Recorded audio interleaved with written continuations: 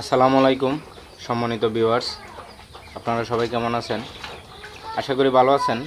আপনাদের দয়ায় আলহামদুলিল্লাহ আমিও ভালো আছি।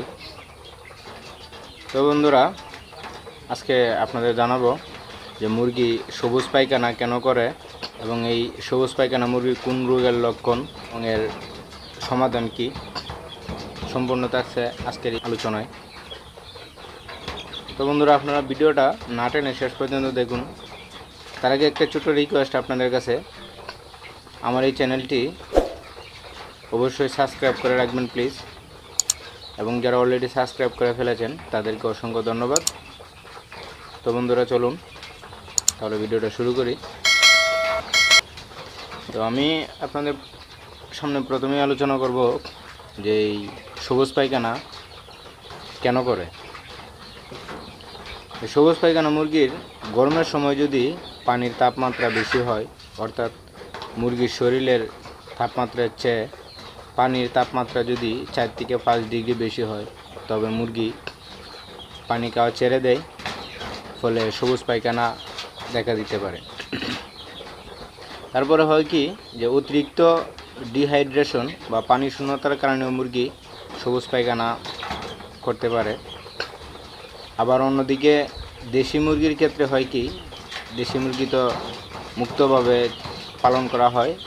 এই মুক্তভাবে পালার কারণে অনেক জায়গায় ওরা ঘাস খেয়ে থাকে, এই ঘাস খাওয়ার কারণে সবুজ পায়খানা করতে পারে।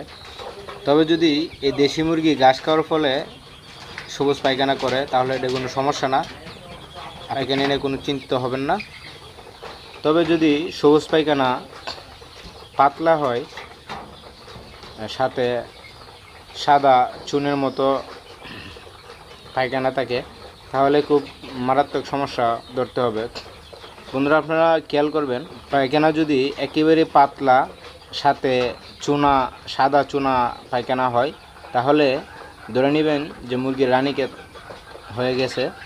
সেক্ষেত্রে আপনারা জরুরি ডাক্তারের পরামর্শ নেবেন, এবং মুরগি যদি বিক্রির উপযুক্ত হয়ে যায় তাহলে বিক্রি করে দিবেন। যত দ্রুত সম্ভব বিক্রি করতে পারেন বিক্রি করে দিবেন। আর যদি পাতলা না হয়, যদি পায়খানার মধ্যে আঁশ থাকে, তাহলে তো চিন্তিত হওয়ার কোনো কারণ নেই। আপনাদের ডাক্তারের পরামর্শ নিতে পারবেন, অথবা আমি যে ওষুধগুলো বলবো এইগুলো যদি সেবন করেন, তাহলে মুরগির ইনশাল্লাহ সুস্থ হয়ে যাবে। তো আমি যে ওষুধগুলো বলছি সেগুলো হচ্ছে যে রেনামাইসিনটা খাওয়াই দিবেন। তারপরে হচ্ছে ফিফ্লক্স বেট, আর একটা হচ্ছে সিফ্রোসল 10। ওগুলো আপনার যে কোনো ভেটেরিনারি ফার্মেসি থেকে পাবেন, আপনারা এগুলো ক্রয় করে খাওয়াই দিবেন, ইনশাল্লাহ মুরগি সুস্থ হয়ে যাবে। তো এর হলো আজকের আলোচনায়।